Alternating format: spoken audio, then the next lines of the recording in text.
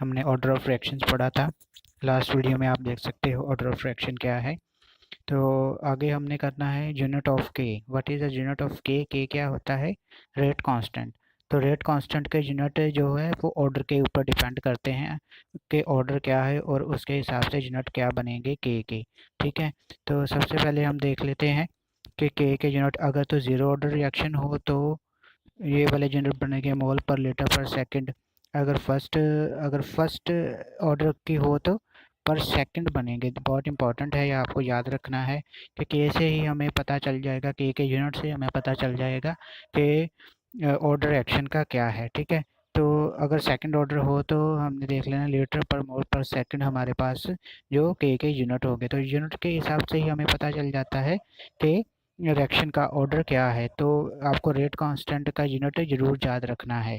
Okay students, so next देखो हमने करना है मोलिकुलरिटी। मोलिकुलरिटी क्या होता है कि कितने मॉलिक्यूल्स जो है एक ईच स्टेप में कितने मॉलिक्यूल जो रिएक्ट कर रहे हैं। तो each step in the reaction is called elementary step. मान लो कि आपके पास बहुत सारी एक कम्प्लेक्स रिएक्शन है, कम्प्लेक्स रिएक्शन में बहुत सारे स्टेप हैं। एक मान लो कि ए से बी बना, बी से सी बना, सी से डी बना। तो ए टू बी, ए से बी बना तो वो हमारे पास क्या है? वो हमारे पास उसका एक स्टेप है। ठीक है, बी से सी बनेगा तो ये हमारे पास सेकंड स्टेप है। सी से डी बना तो ये थर्ड स्टेप है हमारे पास। ठीक है, तो इसका मतलब है कि एक रिएक्शन हमारे पास एक स्टेप बन जाती है। तो एक स्टेप को हम क्या बोलते हैं? सिंगल स्टेप को हम बोलते हैं elementary reaction. That is called elementary reaction. Elementary reaction क्या होता है? Each single step in the complex reaction. Complex reaction कौन सी होती है? जिसमें दो या दो से ज़्यादा हमारे पास उसमें स्टेप्स हों। ठीक है, तो एलिमेंट्री रिएक्शन और कम्प्लेक्स रिएक्शन दो तरीके के हमारे पास रिएक्शंस आ गई मोलिकुलरिटी को ध्यान में रखते हुए। तो मोलिकुलरिटी क्या है? तो एक स्टेप में number of reactants molecules involve in the reaction. Number of reactant molecules involve in the reaction. अकेला रिएक्टेंट की हमने बात करनी है। अगर हमारे पास एक ही रिएक्टेंट है, यहाँ देखो ए लिखा है, तो एक ही रिएक्टेंट है तो मोलिकुलरिटी उसकी 1 होगी, तो उसे हम यूनिमोलिकुलर रिएक्शन बोलेंगे। अगर देखो यहाँ ए प्लस बी है, ए प्लस बी है तो हमारे पास मोलिकुलरिटी 2 हो गई, तो उसे बाईमोलिकुलर रिएक्शन बोलेंगे। तो अगर हमारे पास ए प्लस ए भी होगा तो तब भी हमारे पास बायोमोलिकुलर रिएक्शन ही बनेगी। ए प्लस ए का मतलब है कि same type of the reactant are reacting to give the product. Term molecular reactions जो है उसमें क्या होंगे? हमारे पास 3 रिएक्टेंट होंगे, 3 के 3 रिएक्टेंट जो है तो मोलिकुलरिटी हमारे पास 3 होती है। तो मोलिकुलरिटी बहुत ही कम रेयर चांसेस में 3 होती है हमारे पास।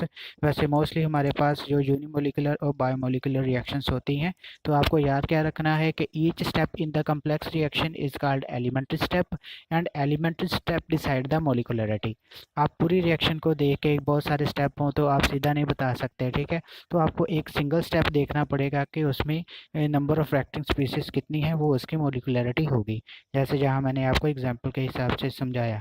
ठीक है, सो देख लेते हैं नेक्स्ट स्टूडेंट्स हमारे पास difference between the molecularity and order of reaction. Molecularity मैंने बताया कि एक सिंगल स्टेप में कितने नंबर ऑफ मॉलिक्यूल्स जो हैं जो वो रिएक्ट कर रहे हैं। तो ऑर्डर ऑफ रिएक्शन में क्या है? जो पावर्स होती हैं उनका सम ले लेते हैं। सम क्या है? टोटल। तो जितनी रिएक्टेंट की पावर्स होंगी तो उनको हम प्लस कर देंगे इन द रेटला इक्वेशन में, तो हमारे पास ऑर्डर ऑफ रिएक्शन आ जाएगा। तो रेट डिटर्मिंग स्टेप कौन सा होता है? Slow step. Slow step is called the rate डिटर्मिंग step, जो कि एक और मोलिकुलरिटी सिर्फ एक ही स्टेप को देखकर हम डिसाइड कर सकते हैं। ओवरऑल रिएक्शंस जो है वो ओवरऑल रिएक्शन मतलब कि हमें ओवरऑल रिएक्शन कब मिलेगा? जब एक रिएक्टेंट की ऑर्डर पता चल जाए और दूसरे रिएक्टेंट का भी ऑर्डर पता चल जाए, तो वो हमारे पास टोटल या ओवरऑल ऑर्डर ऑफ रिएक्शन आ जाएगा। तो ये ऑलवेज अ होल नंबर होती है molecularity. Molecularity always a whole number, जैसे 1 2 3 4 ऐसे होंगी। तो लेकिन ऑर्डर ऑफ जो ऑर्डर होता है वो ज़ीरो भी हो सकता है, होल नंबर भी हो सकता है और फ्रैक्शन भी हो सकता है। फ्रैक्शन मतलब हमारे पास पॉइंट वाली वैल्यू, जैसे 1.2 3.4 ऐसे भी हो सकता है, जहाँ हम बोल देते हैं 2/3 4/5 ऐसे भी हमारे पास हो सकता है। ज़रूरी नहीं है कि वो होल नंबर हो। ठीक है, तो नेक्स्ट देखो स्टूडेंट्स हम मोलिकुलरिटी सीधा स्टेप को देख के कि हमारे पास केमिकल रिएक्शन के एक स्टेप को देख के कि कितने मॉलिक्यूल रिएक्ट कर रहे हैं उसको देख के मोलिकुलरिटी डिसाइड की जा सकती है। So it is a theoretical, तो मोलिकुलरिटी इज़ अ थ्योरेटिकल, लेकिन हमारे पास जो ऑर्डर ऑफ रिएक्शन है हमारे पास, ऑर्डर ऑफ रिएक्शन हमारे पास कौन सी है, वो एक्सपेरिमेंटल है। हम सीधा रिएक्शन को देख के, रिएक्शन के इक्वेशन को देख के हम डिसाइड नहीं कर सकते कि इस रिएक्शन का ऑर्डर ये होगा। ओके स्टूडेंट्स, सो नेक्स्ट देखो कि ये हमारे पास जर्नल फार्मूला है, general formula for calculating the order of reaction. So K N, N क्या है, एन हमें ऑर्डर ऑफ रिएक्शन बताता है। मान लो कि मैं ज़ीरो ऑर्डर के फाइंड करना चाहता हूँ, तो हमारे पास एन की वैल्यू यहाँ फिल करनी है और यहाँ एन की वैल्यू फिल करनी है और यहाँ फिल करनी है हमें एन की वैल्यू। अगर यहाँ एन की वैल्यू कौन सी फिल करनी है, हमने वो वाली वैल्यू फिल करनी है जो हमने जैसे जो ऑर्डर होगा हमारे पास, जो भी ऑर्डर होगा वो वैल्यू यहाँ फिल कर देनी है। मान लो कि ऑर्डर हमारे पास 1 है, तो हमने क्या किया कि यहाँ इस फॉर्मूले में हमने K1 लिख दिया, ठीक है।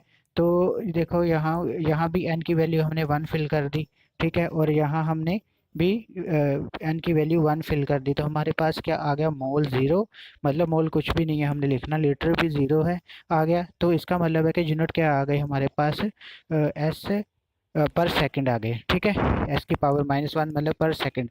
तो ये किसके होते हैं यूनिट्स, अगर के यूनिट हमारे पास ये आ जाएं तो इसका मतलब है कि हमारे पास से वो कौन सा ऑर्डर है, फर्स्ट ऑर्डर रिएक्शन है। तो के मैंने पहले भी बताया कि आपको के यूनिट्स को देख के हम डिसाइड कर सकते हैं कि ऑर्डर ऑफ रिएक्शन क्या है।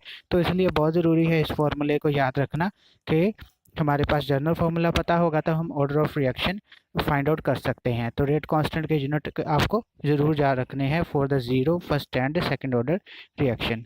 ओके स्टूडेंट्स, सो नेक्स्ट देख सकते हैं कि मैं आपको मॉलिक्यूलरिटी के बारे में बता रहा था कि एक स्टेप हो गया। देखो एक जहाँ एक ही रिएक्टेंट है जिसकी मॉलिक्यूलरिटी 1 है और रेट ला के अकॉर्डिंगली ये क्या होगा, K is equal to concentration of A, only reactant की कंसंट्रेशन के ऊपर डिपेंड करता है।